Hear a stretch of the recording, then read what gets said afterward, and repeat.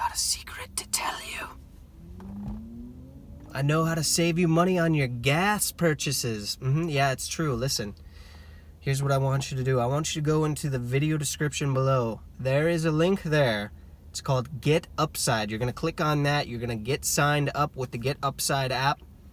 And you're going to get instantly 15 cents back per gallon on your initial fill up.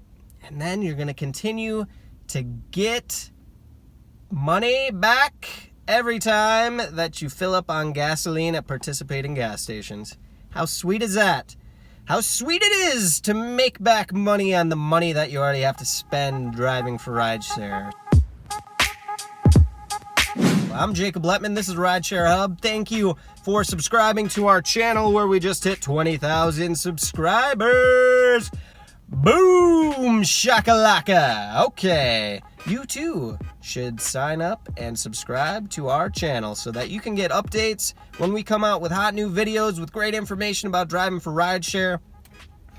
And today, this is going to be a fun video for you. I'm just going to tell you about my worst ever experience driving for rideshare. Ever. Forever. The worst one that I can come up with. Dang, you ready for this? Actually, here's the problem. As I thought about this topic, I realized that there are definitely categories for worst ride. So, let's talk about this. How about worst passenger? Okay? Right? So, you have that one. Worst passenger.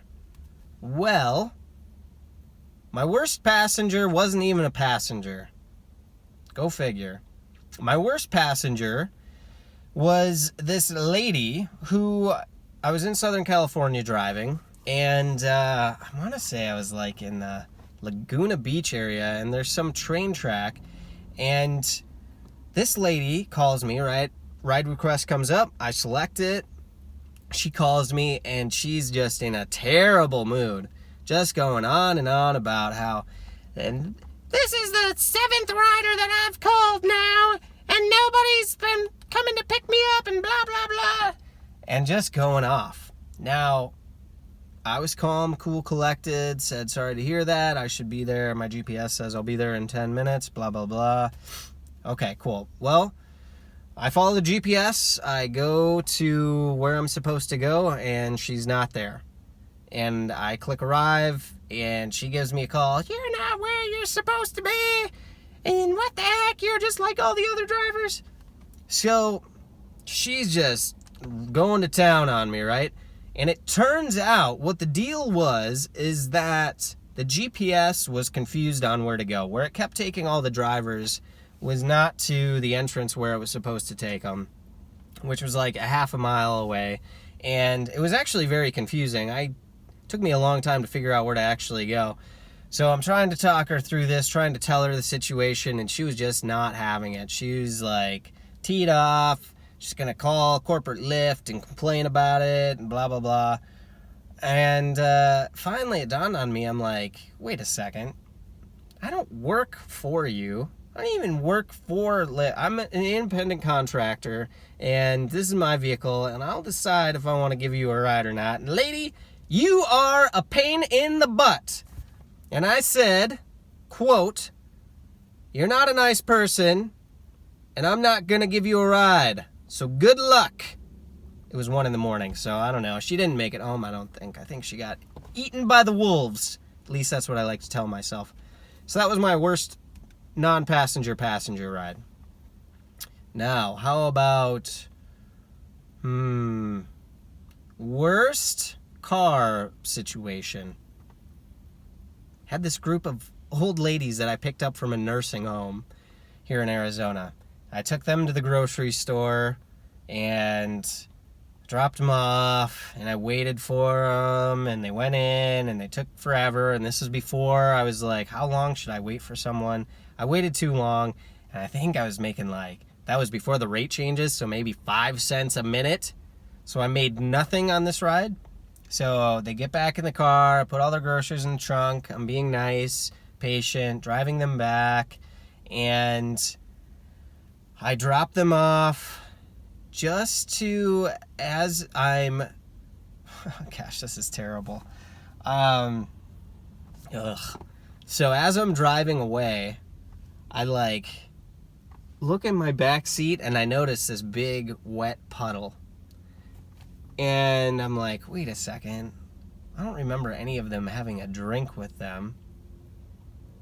One of the ladies peed in my back seat. She peed all over my back seat! And I love to keep my vehicle clean. That was terrible. Oh, I'll never forget it. So luckily I keep... Oh, gosh. This is hard to even talk about. A lot of trauma surrounds this story.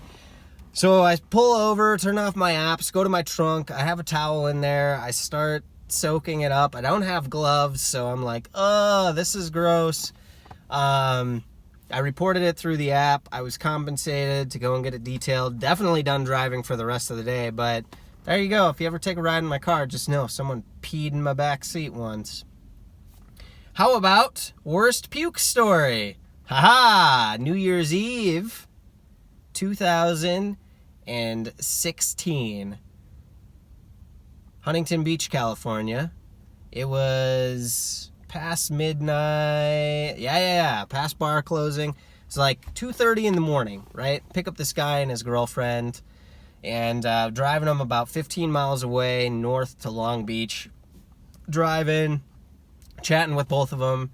You know, he's doing that like they're really drunk thing, but he's like, if I chat and I seem like I'm not that drunk, maybe he'll think we're not that drunk. But I know that they're that drunk, and they're like talking drunk and stuff. So anyway, they're in my car and we're chatting, and probably about, we're about 3 miles away from their house. And I noticed for about 10 minutes that I hadn't heard anything from the girlfriend. So I'm like driving and looking in my rearview mirror, and I see her head just kind of like, you know, doing this swing.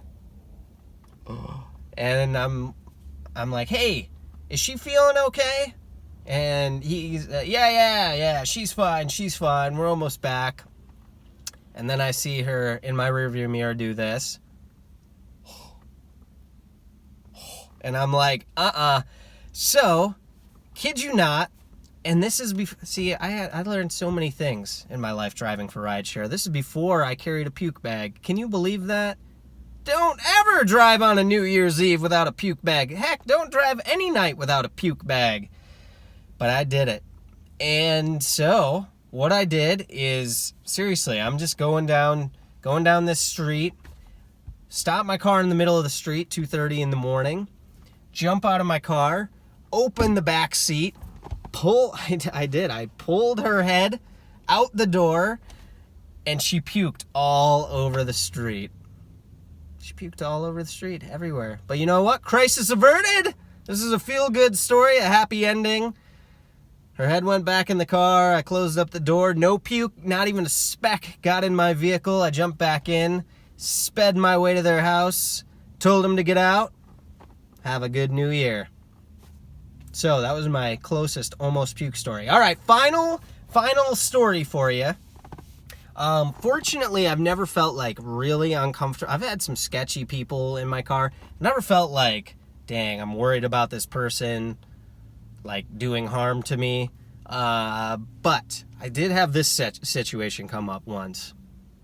So I'm in Surprise, Arizona, which is a retirement community, and it's like 10 in the morning, right? Nothing going on.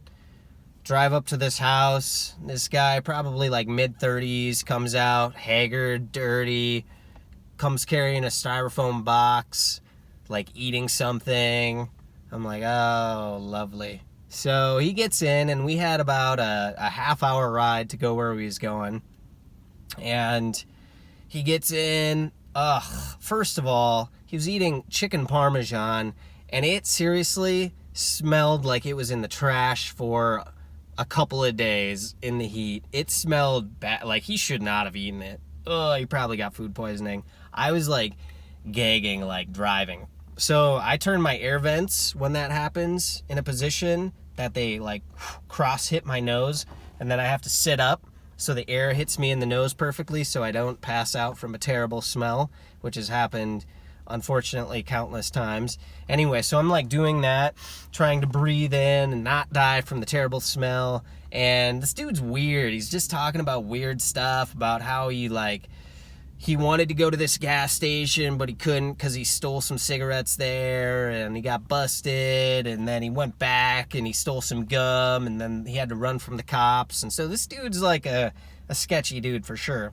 So we almost get to his arrival place, and there's this church, and I'm like, okay, I'm taking this guy to church? No. On the other side of the wall from the church parking lot is a trailer park, and the first, he's like, here, you stay parked in the church parking lot here, and I'll be back. So